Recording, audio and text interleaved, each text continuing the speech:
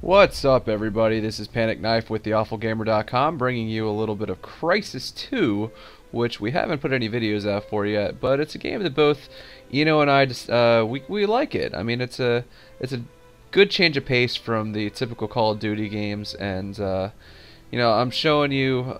I think this match is one of their objective matches, which means I'm probably gonna suck ass at it, but it presents a different kind of challenge, and I think you guys will like it if you give it a shot. You probably won't, but what are you going to do?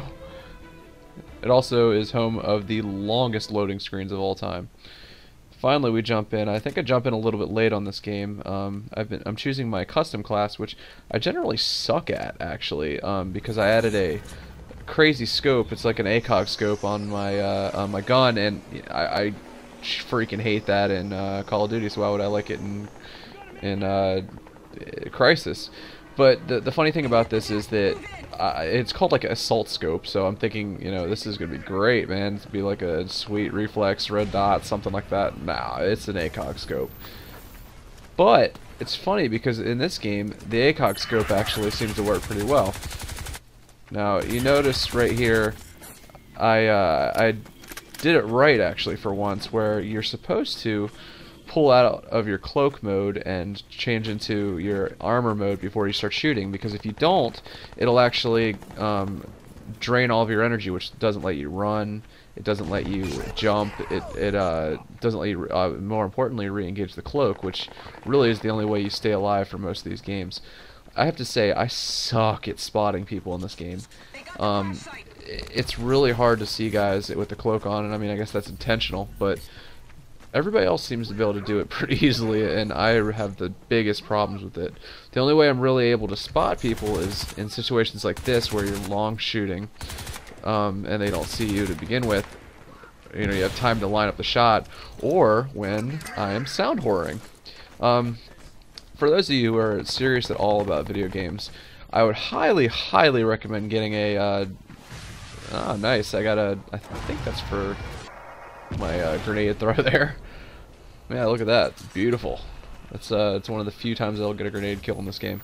But yeah, anyway, getting the I have a set of Turtle Beach X41 headphones, which they're surround sound, and they let you really follow a guy around when you're listening with them.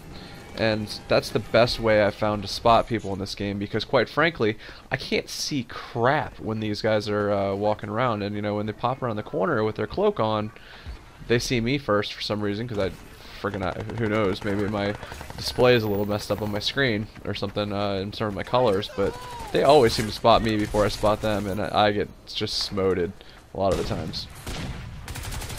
So I'm on the objective this time, which is where I'm supposed to be, of course.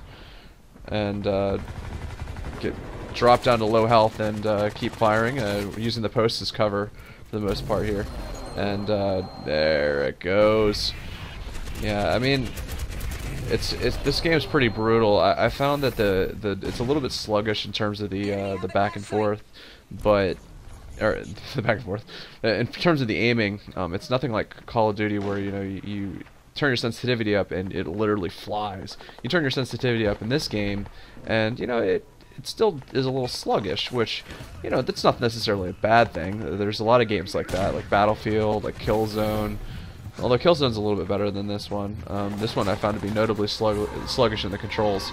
Not a necessarily bad thing. In fact, I think that there's a lot of people out there who can't really handle sensitivity anyway and won't notice a difference, but I do notice a little bit of a difference.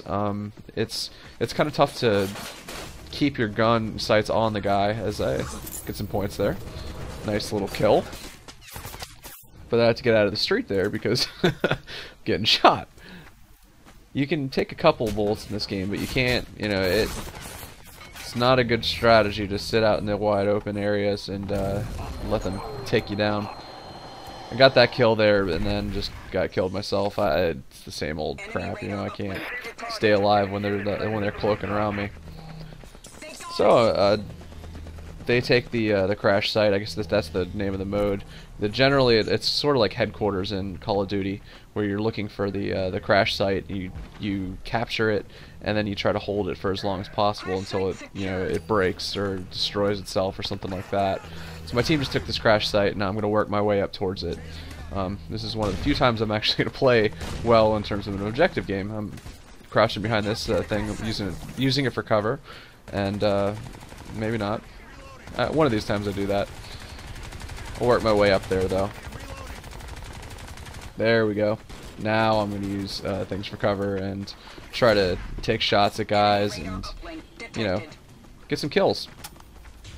This isn't the worst game I've ever played, actually. It's going pretty well.